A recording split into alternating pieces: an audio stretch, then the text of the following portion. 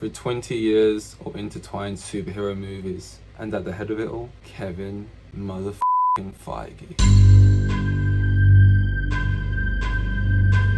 The MCU wouldn't be what it is without Kevin Feige. I know. And to that I say, Kevin Feige giveth, and Kevin Feige taketh away. Kevin Feige is sort of a god amongst nerds. He managed to craft something that they only could have had wet dreams about. Everyone loves these movies. They're the most watched movies around the world. Everyone gets hyped about them, and that's partially down to Kevin Feige. Don't get me wrong. Now get me wrong, because now I'm going to talk about how Thanos Feige is going to snap them fingers and take it all away.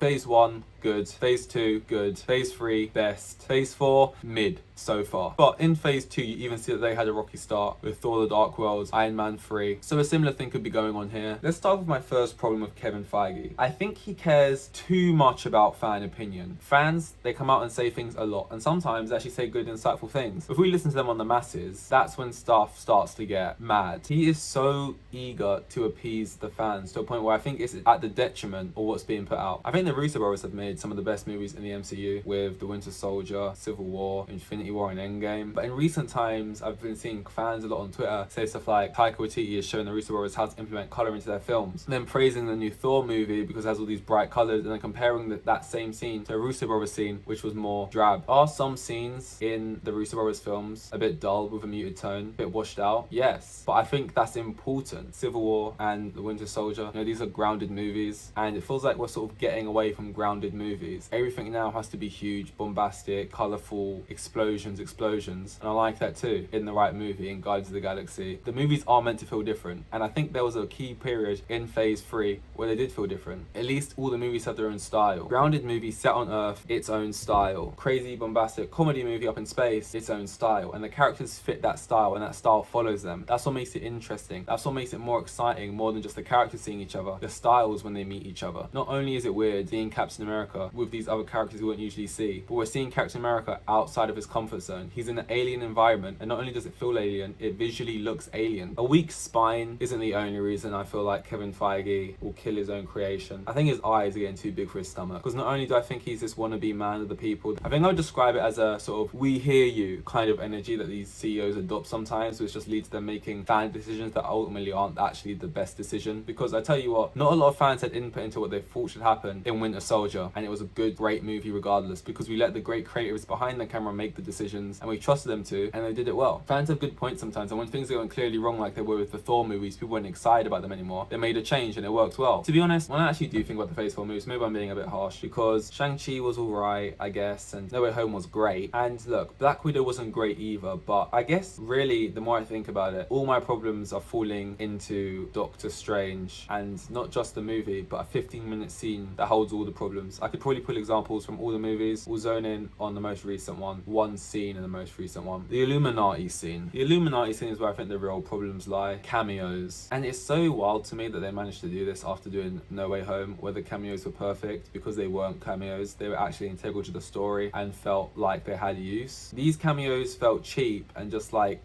again, Twitter hype, buzz, and Marvel loved that. That's why they released their shows, week by week, and they just love the fanfare, they love the theory build up, they love it all. Like, Kevin Feige seems to take some sort of ownership over like Daredevil and these other properties that did well, and like he's bringing them in and stuff, and it's like, yes, they're Marvel, but it's not MCU. Like, I feel like we need to have a distinction. These are different things. Like, those cheers in the audience that last for 5 minutes until we realize it was all for nothing aren't for you, Kevin Feige. They're for these other shows that did something better than what you're doing right now. In the future, if you have Moon Knight coming from a cameo, you're not going to get the same cheers that Daredevil had coming in for a cameo, because you're not doing it as well as the stuff before you. You're just using other people's achievements, dashing them into your movie, hearing a couple of cheers and accepting that as your own. It's just like, no. And the worst thing about these characters is my third problem with Kevin Feige. It's not trying to appease people now. It's not cheap cameos for cheap cheers. It's constant promotion. Every movie is a promotional ad for the next movie. We never get to enjoy the period we're in. We never get to enjoy where we are. It's an ad for the next movie. And then when we get to that ad of a movie, we realize it's just another ad for another new movie. And it's always feeling like that at the moment. I mean, the fact that Multiverse of Madness trailer was one of the end credits scenes for Spider-Man just felt kind kind of to me. And then you watch the movie, and what are the cameos? Captain Marvel for that Marvel's movie that's coming out next year. Black Bolt, because I think they're trying to rework in the Inhumans and X-Men and all that stuff. These movies don't have great rewatchability. Like, I enjoyed myself in Doctor Strange while I was watching it enough. Eternals. I don't think actually any of the movies have great rewatchability. You could argue even No Way Home does to a certain extent. That's not a good thing. A lot of people could go back and watch Iron Man, and that was the first one that came out still to this day. Worst of all, out of all the cameos, the X-Men one is one of those things where it's just like straight up promotion, and you put it in the trailer as well. John Krasinski as Reed Richards. Oh, okay. So Marvel's fired their head of casting then, and instead of decided to hire MCU Twitter. And I'm sorry guys, but fan casting for the most part is just actors who people like, who are likable people, who vaguely resemble the character they want to play. It's weird to me. I find it weird. It's just Kevin Feige with his fingers in all the pies, wanting to please everyone, and the picture is getting so big that